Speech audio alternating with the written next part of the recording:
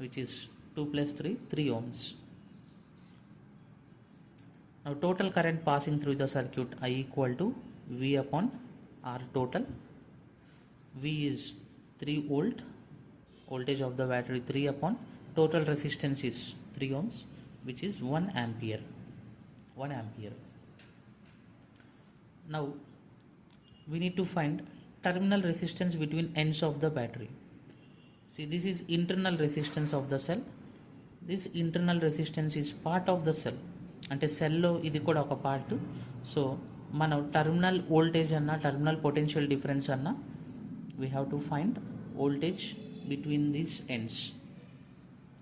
So ఈ point నుంచి ఈ పాయింట్ వరకు, ఈ పాయింట్ నుంచి ఈ పాయింట్ వరకు ఎంతైతే వోల్టేజ్ ఉంటుందో, ఎంతైతే పొటెన్షియల్ డిఫరెన్స్ ఉంటుందో, that will be the terminal voltage. So this is nothing but V equal to